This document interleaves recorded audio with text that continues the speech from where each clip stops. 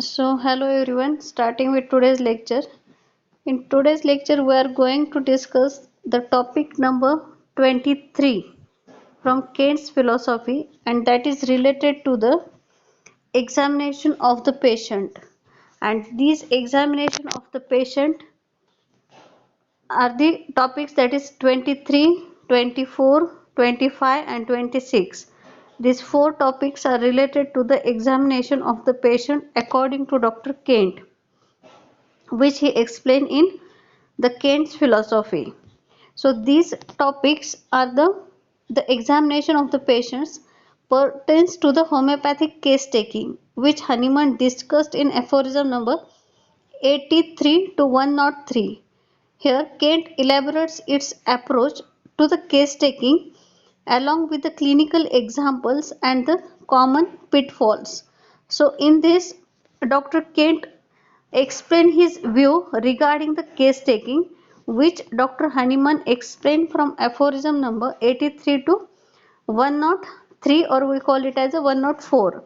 And in this, Dr. Kent elaborates these points with the help of some clinical examples and some common pitfalls. The common pitfalls means there are some common things which are hidden in that, or which cannot be seen with the eyes. So that points can be explained by Dr. Kent in these chapters, that is from 23 to 27, and these are related to the examination of the patients or the case taking. So these are totally depend on the case taking, that is from aphorism number 83 to 104.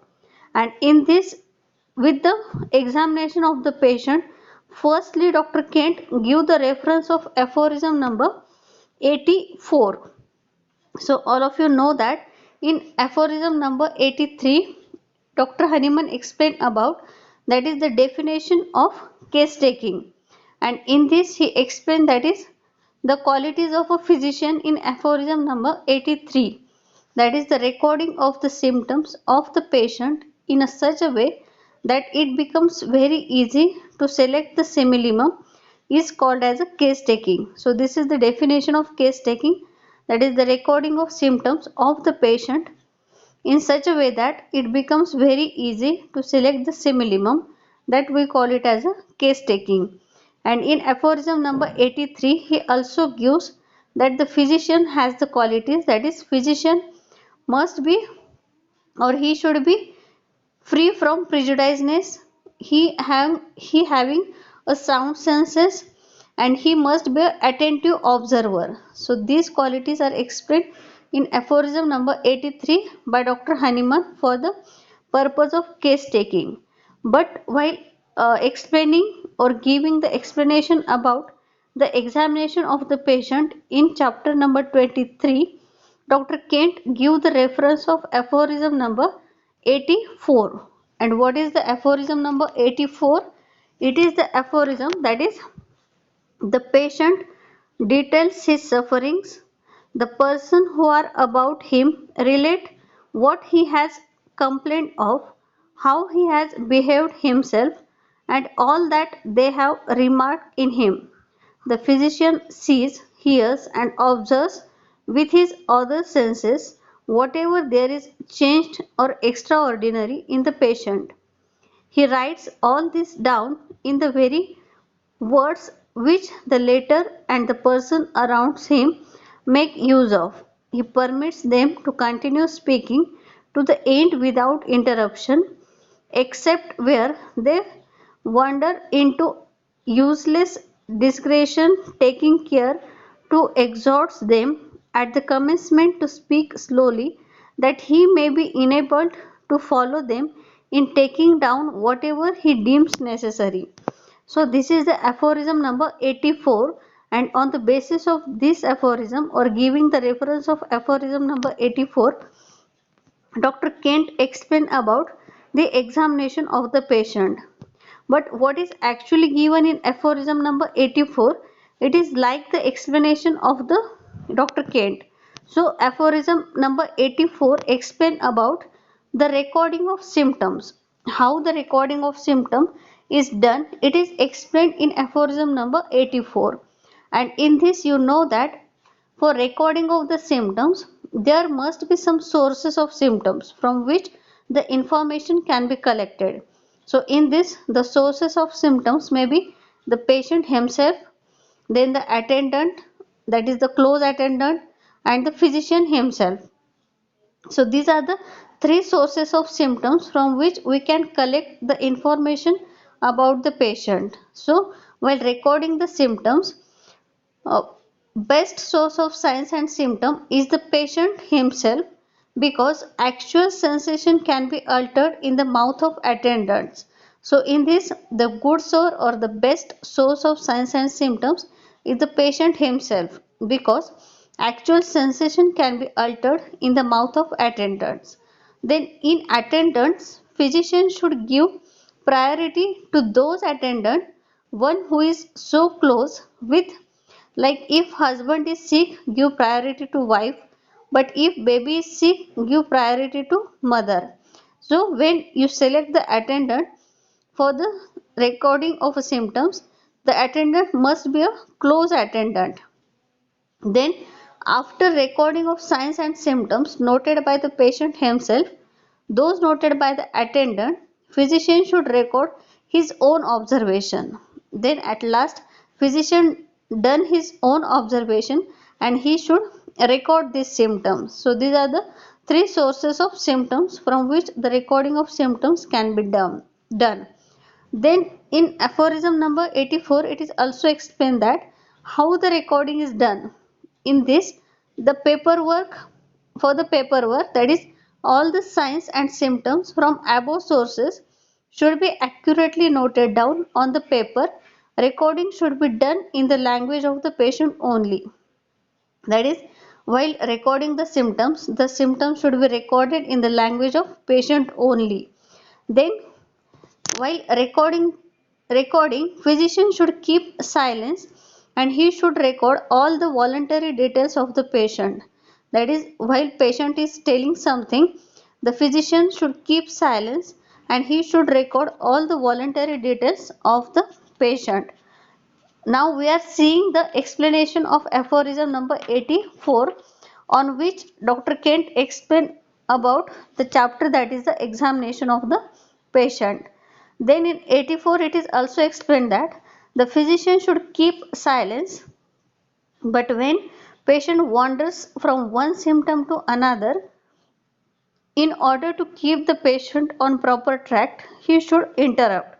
That is, physician should keep the silence, but when the patient wanders from one subject to other subject, in that the patient, to bring the patient on a proper track, he should be interrupt.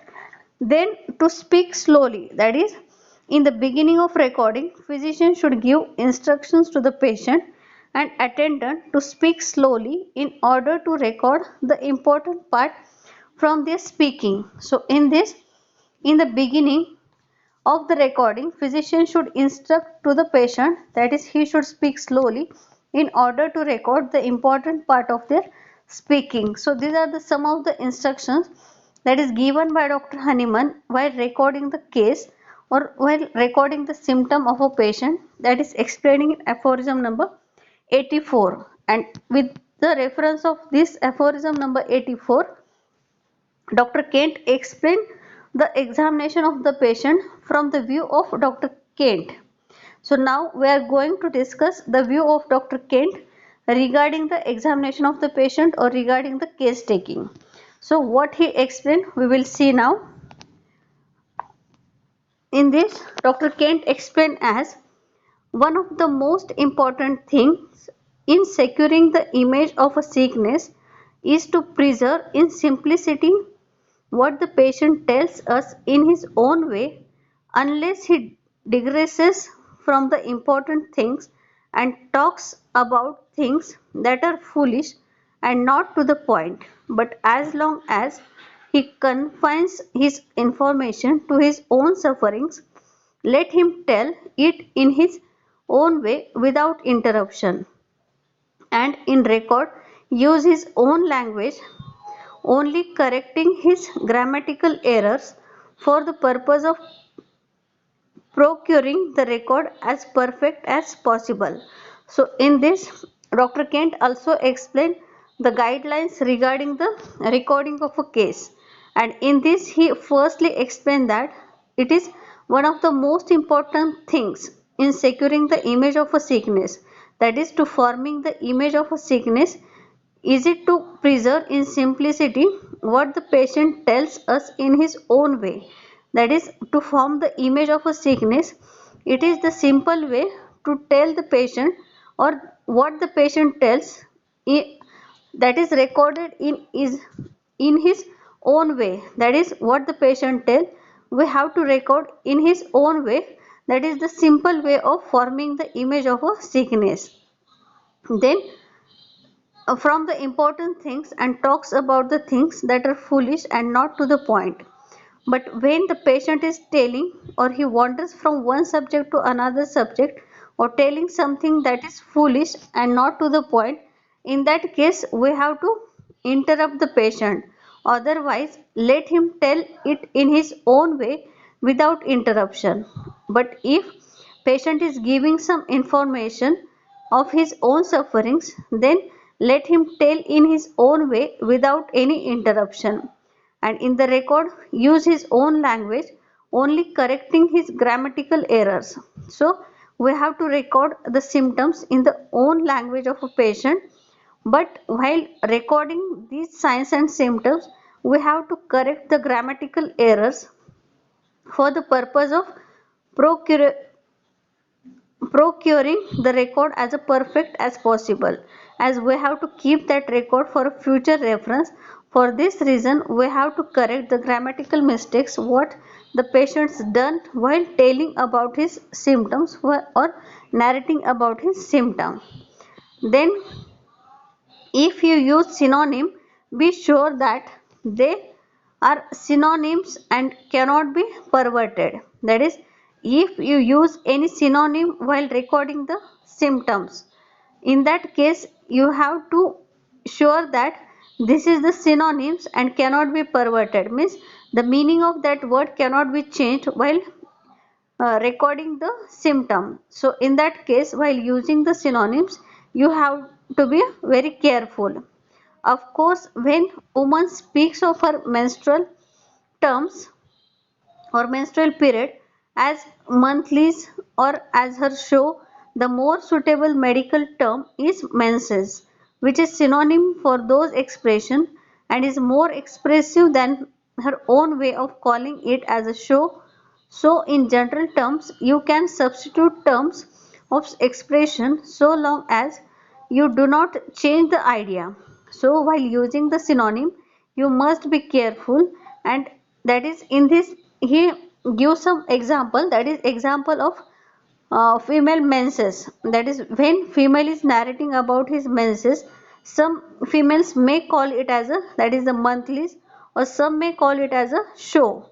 But while recording the symptom as a medical student or as a physician, you must record it as a menses, and it is the synonym for these monthlies or for a show, and this is more accurate term that is used for this word, that is the more accurate synonym for the monthlies or the show.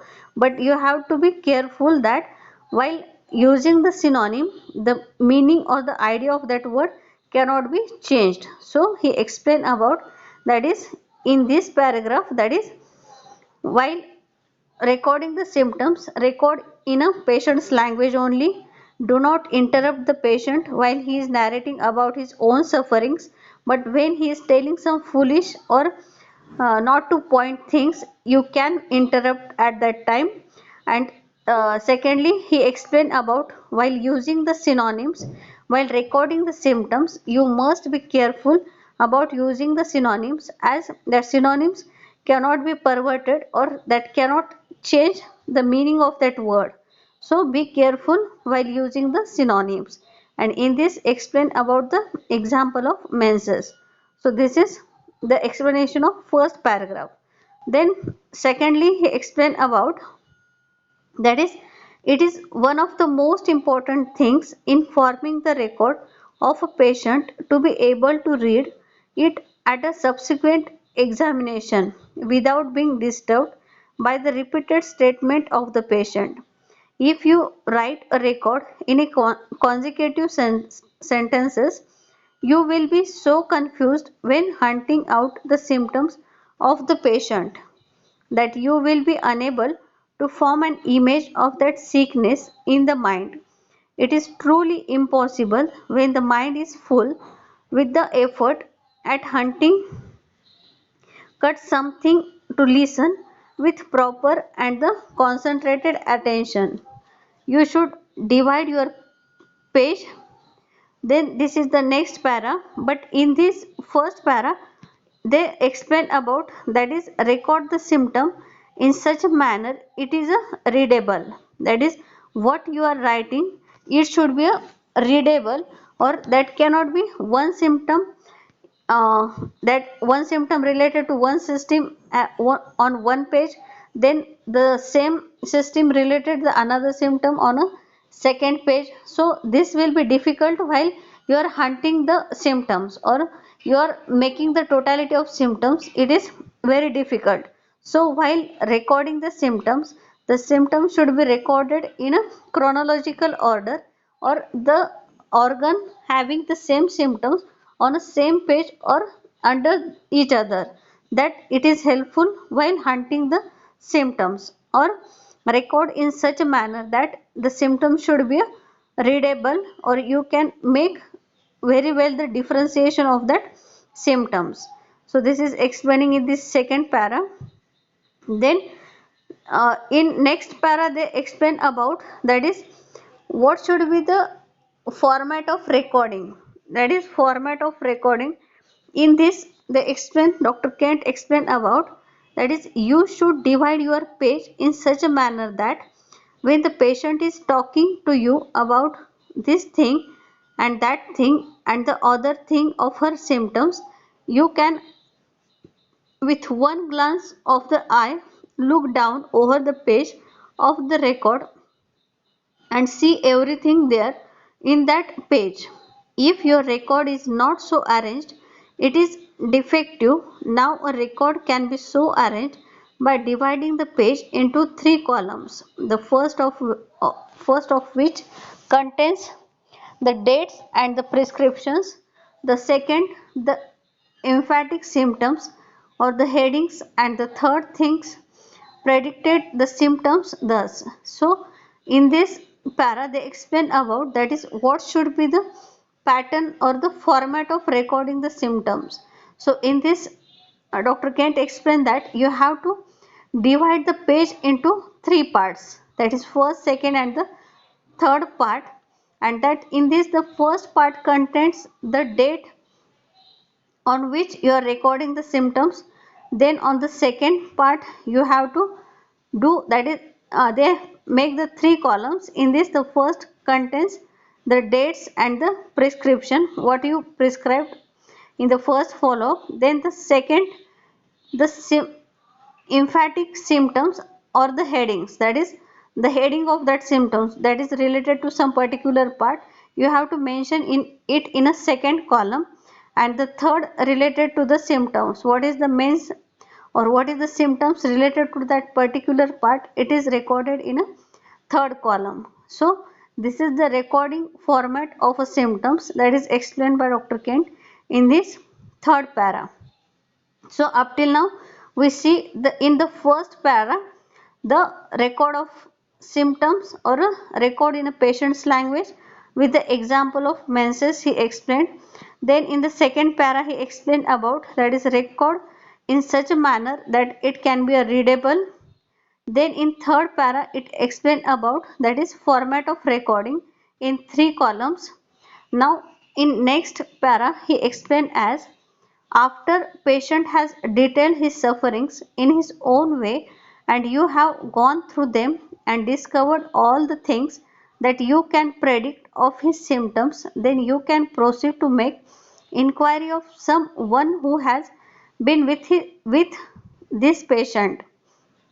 So in this, in a study like This with most of our private patients, there has been a nurse, sometimes only a sister or a mother or a wife, who has been observing all the sick individuals has complained of. The person who are about him relate what he has complained of, how he has behaved himself, or and all that they have remarked in him. So in next para, Dr. Kent explain about, that is, ask question to a close attendant. Up till now, you are asking question to the patient and questions, that is patient narrating all his details about his signs and symptoms, and now there is nothing remaining to ask to the patient. Now your duty is to ask the question to a close relative or close attendant, to, that is, that brings the patients to you. So in this, you have to ask the question to a close attendant, but while asking the question, it is must necessary that the attendant must be a close attendant and he should know each and everything about the patient. So in this, in a study like this with most of our private patients, there has been a nurse, sometimes only a sister or a mother or a wife. So most of the time, the close attendants may be the nurse, it may be a sister, it may be a mother, or it may be a wife who has been observing all the sick individual has complained of. So in this, the person who are about him relate what he has complained of, how he has behaved himself, and all that have remarked in him. So you have to ask the different questions or regarding the how he behaved, what they remarked in him, and all these things. So in this, now this should be listened to with great care. It is more important in this instance to decide whether the observer is over anxious, if a wife, whether she is not frightened concerning her husband, and so intermingles many of her notions and fears, which you must accept with discretion. Get the nurse, if possible, to repeat the exact words of the patient. If such a thing can be done in acute sufferings, it is worth more than the words or expression of the nurse, the wife, for the instance, because the more interested and the anxious the person is, the less likely she will be to present a truthful image. Not that she wants to deceive, but she is dreadfully wrought uh, up. The more she thinks of what he has said, the greater his sufferings appear to her, and she exaggerated them. It is important to have the statement from one who is disinterested. Two or three of the observers who are intelligent having been consulted and their statements recorded, the physician then notes his own observation. So now in this para they explain, that is, you have to ask the question for a close attendant, but while asking the question to a close attendant, you have to remember that, or you have to note that the attendant must not be over interested in patient, or he must not over anxious about the patient, or he or she cannot tell about, that is, the exaggerated form of the symptoms of a patient. So the attendant should tell the truth of a case and not his own way about the patient, or what is his thinking about the patient. He or she should note the truthness of a patient and not his own thinking or his own belief regarding the patient. So it must be the duty of a physician to take note of that while asking the question to the attendant. He should cross check the truth of that signs and symptoms with the patient. As number of times, that is, the attendant may be very anxious about the patient, or attendant may have very interested in patient, or anything, or that may form the false image of that patient. But the physician should note that thing, that while asking the question to the attendant, he should cross check that with his own observation or with the complaints of a patient. So in this, that is the important to decide the truthfulness of attendant is important. So in this para, they explain two main things, that is ask question to a close attendant, and secondly the important to decide the truthfulness of a attendant.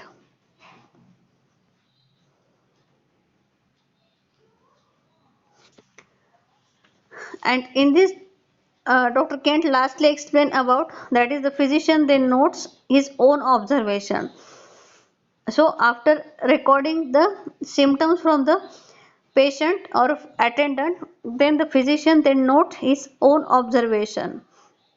He should describe the urine if there is anything peculiar about that.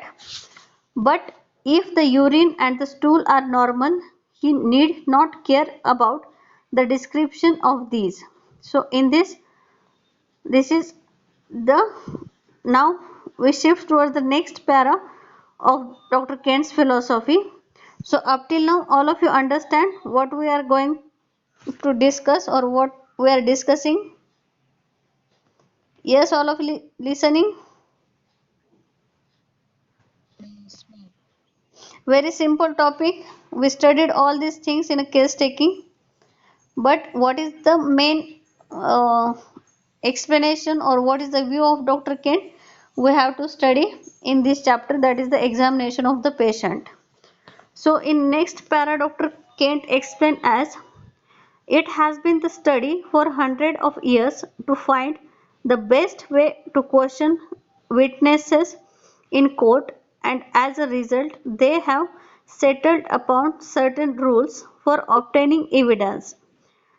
So it has been the study of hundreds of years to find the best way to question witness in court, and as a result they have settled upon certain rules for obtaining evidence. Homeopathy has also has rules for examining the case that must be followed with exactitude through private practice. So homeopathy is a scientific science, and that it has also the rules for examining the patients. So that may be the exactness through the private practices also. Among pupils who have been taught here, I know some who have merely memorized, and some have not been memorized but have fallen away. These students are violating everything they have been taught. They have gone to low potencies, making greater and greater failures, to the shame of the tutor and the science they profess to follow. I expect some in the sound of my voice will be doing this 5 years from now. This is a warning, stop before you to go far, or you will not feel the fault in your own, that is, you will think you were hypnotized and led into false ways. If you neglect making a careful examination of the patient, you will be the first sufferer, but in the end, you yourself will suffer from it and the homeopathy also. So, in this para, Dr. Kent explained about, that is, while recording the symptom of a patient, or there must be a careful examination is necessary. That is, while recording the case, the careful examination of the patient is necessary, or the careful examination of a case is necessary. As a student of homeopathy, if you cannot record the case properly, you cannot examine the patient properly, then it is not a failure of yourself only, but it is the failure of homeopathy also, as it is a wrong way of, that is not recording the case properly and giving only the symptoms, that is medicine depending on the 1 to 2 symptoms. So it is a wrong way of practicing homeopathy. So while practicing the homeopathy, you must do a careful examination, or it is necessary to do the careful examination of patient and examination of the case, or writing or recording of the case. So in this, the examination of the patient is very important, and you should do all the things which are necessary, or the guidelines which are given by Dr. Hahnemann in the aphorisms that is related to the case taking. And if you are not doing the careful examination, that is if you neglect making a careful examination, the patient will be the first sufferers. That is, in this, the patient will be the first sufferer if you do not make the careful examination. But in the end, you yourself will suffer from it, and homeopathy also. That is, in this, the first patient will suffer, then secondly you yourself suffer as a physician, as you cannot get the results from this wrong recording of symptoms. And lastly, due to your failures, it is not only your failures, but it is the failure of your pathy. That is, it is a failure of homeopathy, or homeopathy also can suffer from your wrong practice. So the questions themselves that Hahnemann gives are not important, but they are suggestive and will lead you in a certain direction. The question, the patient, then the friends, and observe for yourself. If you do not obtain enough to prescribe on, go back to particulars. So while recording the symptoms from the patient, first you should ask the question to the patient, then secondly you should go to the friends or the attendant, and thirdly then you will observe yourself in the patient, what is remaining or what is the change in the state of health of that patient. And if you do not obtain enough to prescribe on, that is, recording all these details, if you are not able to prescribe on that things, then you have to go back to the particulars of that case, and then you have to prescribe. So after much experience, you will become expert in questioning patients so as to bring out the truth. So after making the number of cases, recording of number of cases, or after much experience, you will become the expert in questioning the patient so as to bring out the truth. That is, if you do the practice of case taking, then at last you become the expert in the questioning to the patient, and that question will bring to you a truth of a case, or form the portrait of a disease. Then store up materia medicum so as to use it, and it will flow out as your language flows. So you become the master of case taking, then you can easily find the medicine from the store of materia medicum, and you must put yourself on a level with the form of speech your patient use. So in this way you will be a great physician if you done a well case taking, and with the help of well case taking and with the examination of the patient, you become a great homeopath. Be sure you have not put any words into your patient's mouth or biased his expression. You want to know all the particulars, but without asking about it directly. So while asking the question, you should not put any words into the patient's mouth or biased his expression. That is, the questions you are asking to the patient, that questions cannot make or bias his expressions of the patient.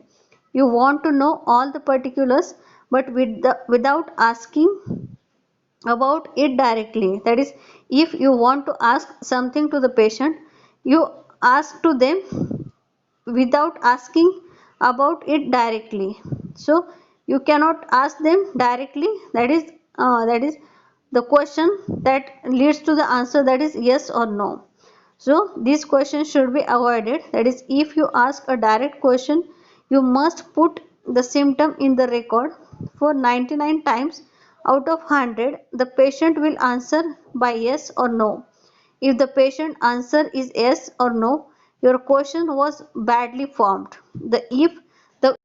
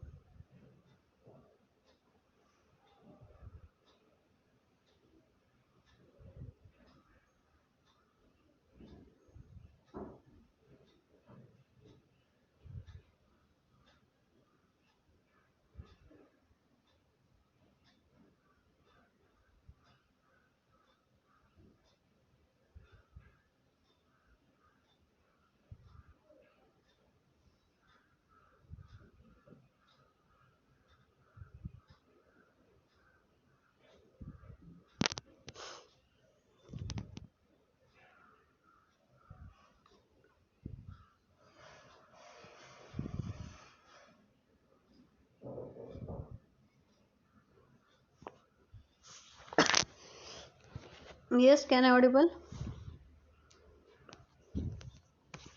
Yes, ma'am.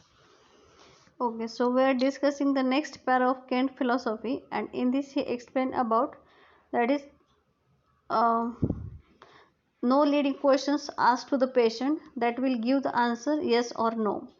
And in this he explained as if the patient's answer is yes or no, your question was badly formed. That is, if the answer of your question come as a yes or no, the question you formed it is badly formed or it is a wrong question. So if a question brings no answer, let it alone, for he does not know or has not noticed. Questions giving a choice of answers are defective. That is, the questions which gives the choice of answers, that is the defective questions for the case taking. And in this ascertain the precise part of the body the pain was in and the character of the pain, etc. So in investigating a case there are many things to learn: the length of the attack, appearance of the discharge, if it be a case of omitting, its character, the time of day, etc. So what should be the questions you have to ask? In this they explain as in investigating a case there are many things to learn. That is, while you are investigating the case there are many things to learn. That is the length of attack, then appearance of discharge. This should be the questions to the patient. That and if it be a case of omitting, what is this character, the time of day, etc. Every student should go over these questions, framing collateral questions and practicing case taking. So you have to practice that how to ask questions to the patient.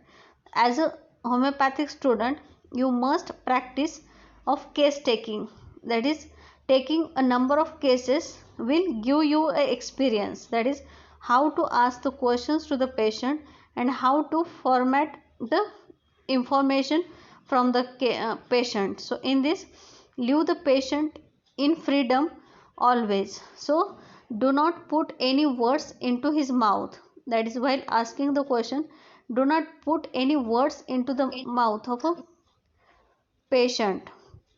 Never allow yourself to hurry a patient. Get into a fixed habit of examination. That is, never allow yourself to hurry a patient. That is, give answer fast, give answer fast.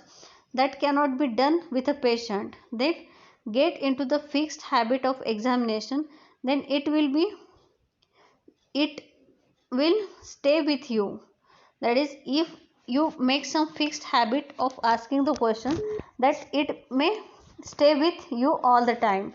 And it is only when you sustain the sharpest kind of work that you can keep your reputation and fulfill your highest use. So in that way you have to practice in the way that you become a good homeopath, and you become the homeopath that will elaborate your pathy. Then say as little as you can, but keep the patient talking and keep him talking close to the line. That is, it is necessary to keep the physician in a silence and keep the patient talking, keep him talking close to the line, but it is regarding the patient's complaints only and not the talking of here and there. If he will only talk, you can find out the symptoms in general and particular. While patient is talking about his symptoms, you have to make the differentiation, that is the symptoms in general and the particular. If he goes off, bring him back to the line quietly and without disturbing him. That is, if he goes from his track, you have to make sure that is he come into track without disturbing him. Then there is not much trouble in private practice. There you will do a better average of work. All sleep symptoms are important. They are so closely related to the mind. The transfer from sleep to waking, from cerebrum to cerebellum, is important. Old pathologists were unable to count for difficult breathing during sleep. The cerebrum rules respiration during sleep. To know the functions of the white matter and the grey matter is important. A rational knowledge of anatomy is important. No homeopath ever discouraged the true study of anatomy and physiology. It is important not only to know the superficial but the real profound character to enable you to recognize one symptom image from another. Study this paragraph carefully and meditate upon it. If you do not form habits now, you will not form practice hereafter. You have no regular course and will get into habits you cannot break up. So in the last para, Dr. Kent explained that while narrating the symptoms or while patient is narrating, do not disturb him, but if he goes from his track, you have to interrupt him. Then in the next para he explained about, that is regarding the knowledge of anatomy and physiology. As a physician you must have a knowledge of anatomy and physiology. As in this they gave the example of, that is sleep. That is, it is regarding the, that is the cerebrum rules a respiration during the sleep. That is, it is sleep mainly related to the, that is cerebellum, but the respiration during the sleep, it is regarding the cerebrum. So you must know each and every part in a body, and regarding his knowledge, that is the proper knowledge of anatomy and physiology is important while you are taking the case or you are doing the examination of patient. So while doing the examination of a patient, you must have a knowledge of detailed anatomy and detailed physiology. And in this Dr. Kent give one sentence, that is, no homeopath ever discouraged the true study of anatomy and physiology. As a homeopath, as a true homeopath, you must have a knowledge of anatomy and physiology, and it is not only important to know the superficial but the real profound character to enable you to recognize one symptom image from another. So it is important to know about each and every symptom of body and how it related to one another. So it is must, or it is most important to know the knowledge of anatomy and physiology while doing the examination of patient, or as a medical student you must have the knowledge of anatomy and physiology. Then study this paragraph carefully and meditate upon it. That is, you have to study this paragraph carefully and meditate upon it. If you do not form habits now, you will not form practice hereafter. As a student of homeopathy, you must practice, or you make the habit of taking the good case taking or a proper case taking. That is based on the guidelines given by Dr. Hahnemann. That is, if you do the proper case taking, then you will be a great homeopath, but you will not form practice hereafter. That is, but if you do not make the practice of taking the case in a student life, then thereafter it is not possible of doing the practice of case taking. So practice of case taking must be done in the life of a student, or in the student life only. So you must do the practice of taking the case. You have no regular course and you will get into habits you cannot break up. So if you cannot do at a time in a student life, you cannot do in the whole life of your practice. So it is important to do the practice of case taking while you are in a student's life. So this is the chapter number 23, that is the examination of the patient, which is explained by Dr. Kent. So in this way we finished this topic. But the examination of the patient, these are 4 topics that is continued. After this, in tomorrow's lecture we will again study the examination of the patient, topic number 24, that is continued part of the topic number 23. So up till now we finished the topic number 23. All of you understand or any difficulty regarding this topic?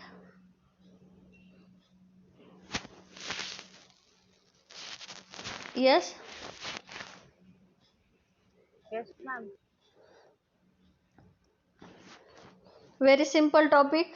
In this mainly the points are regarding, it is on the reference of topic number 84, aphorism number 84. In this they explain about how the recording of symptoms is done. Then the main points regarding, that is in the first para they explain about record in patient's language with the example of menses, that is using of synonyms. Be careful while using of synonyms. Then next in para they explain about, that is record in such a manner that it is a readable. Then in next para explain about what should be the format of recording the symptoms, that is the page divided into 3 columns and record the symptoms accordingly.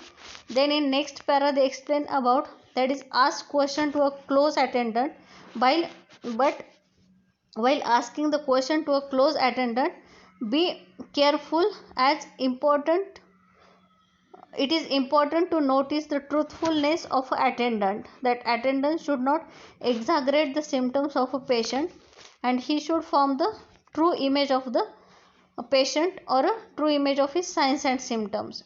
Then after making the recording from an attendant, the physician do his own observation.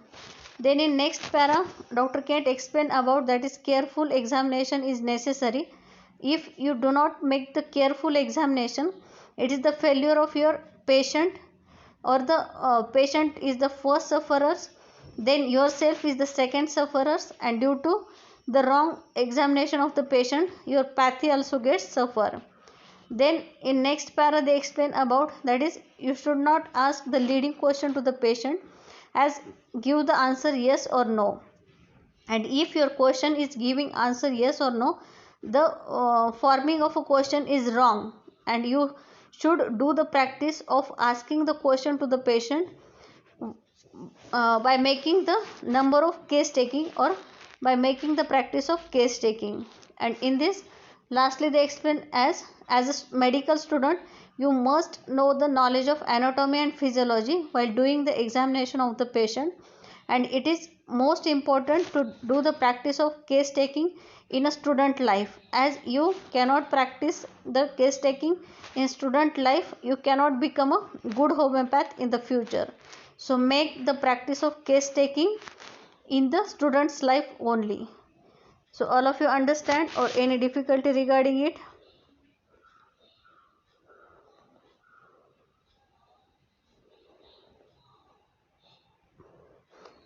Yes. Yes, ma'am. Why there are only 9 students in second session?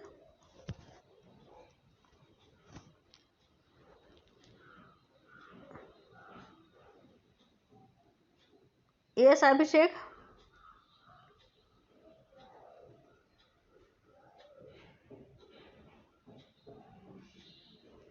Are you able to listen? Yes, ma'am. Understand. Okay. So we will stop here and see the next part in next lecture. Okay, ma'am.